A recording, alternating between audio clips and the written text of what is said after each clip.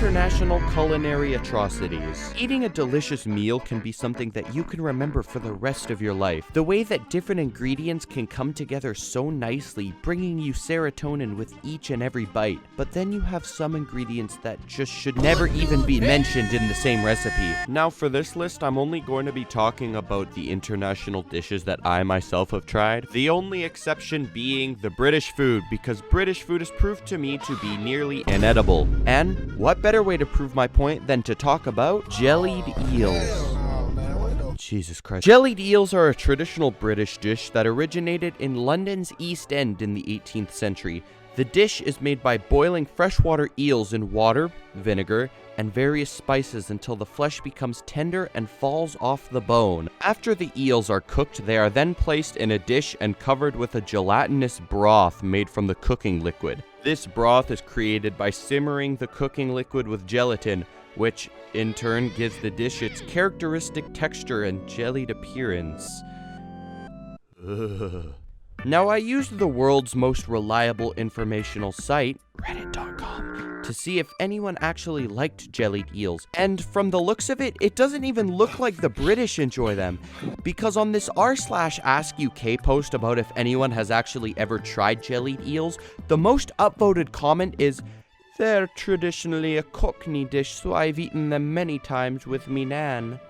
Fucking horrible they were! So, jellied eels, everyone. Next on the list is something that I have tried before, and this is going to be goat meat. So when I went to Spain in 2016, I tried many different things. I tried different seafoods, rice dishes, breads, cheeses, and meats. And one of these meats were goat. Now, the way we ordered it, it was just the meat, and these chefs deep fried it like it was KFC.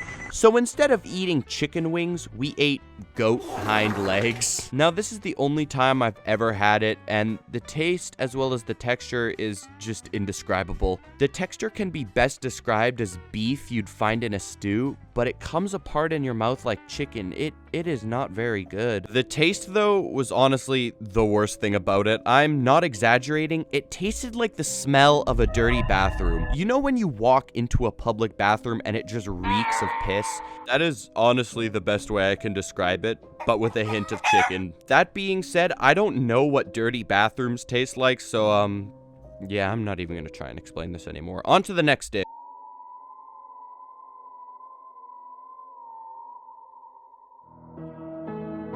The first time I saw this, I thought it was a cursed image, only to be distraught when I found out that this is a real dish with many recipes online. It goes by the name of Stargazy Pie. The traditional recipe for Stargazy Pie uses pilchards or sardines, which are small oily fish commonly found in the waters off the coast of Cornwall. The fish are cleaned and gutted, but the heads are left on, and they are arranged in a circle with their tails pointing towards the center of the pie. Along with the fish, the pie is typically filled with sliced potatoes, onions, and sometimes bacon or hard-boiled eggs. The reasoning for the fish heads pointing outwards are to exhibit as if the fish are gazing up at the stars, hence the name Stargazy Pie. Wow, Britain, when it comes to culinary poetic symbolism, you put the rest of the world to shame. Now, like I said earlier, along with the fish, the pie is typically filled with potatoes, onions, and eggs, things like that. And the filling is then covered with a pastry crust and baked until golden brown. See, now apart from the fish carcasses staring up at the ceiling, this just seems to be a normal pot pie, which honestly doesn't even seem that bad. Alright, next up on the list we got escargot. Now, escargot is yet another dish I've tried before in a French restaurant, and I gotta say, the initial taste, it isn't that bad. The best way I can describe it is a nutty, earthy-like taste, with a texture closest being described to like shrimp. That is, until you bite down and you are essentially just eating gushers.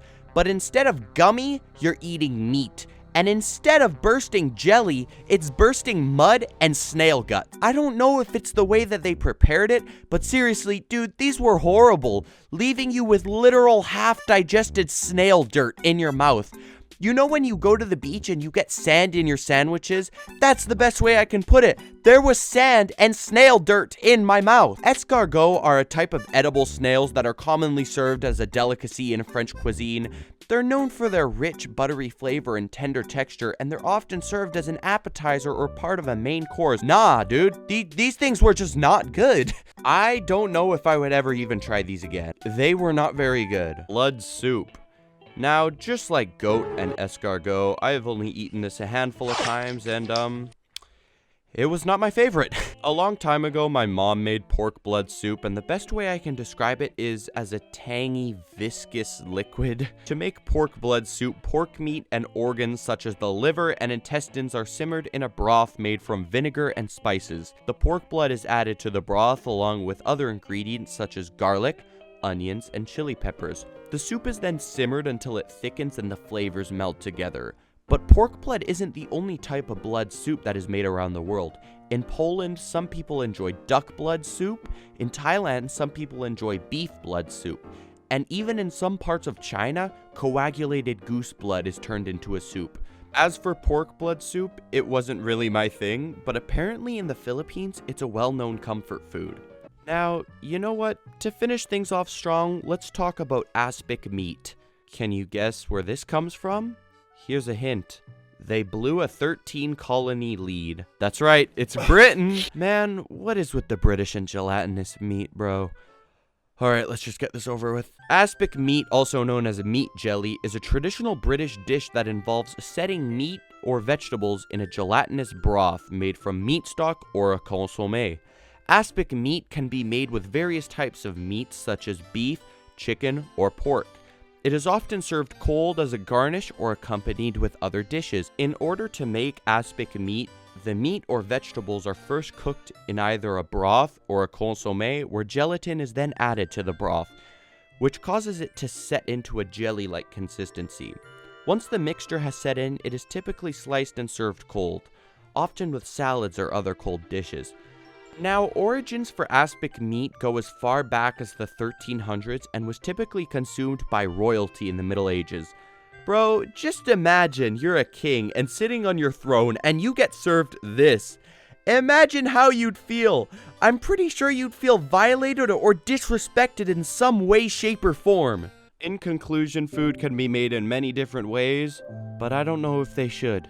Now, before I head out, I just want to say that this video was heavily inspired by Mostly True's British Culinary Atrocities video. I'm gonna leave that in the description below. Also, thank you guys so much for the support on the last video and for 40,000 subscribers. If you guys want to see more, 100% let me know down in the comments below. Alright, I love you all so much. Thank you.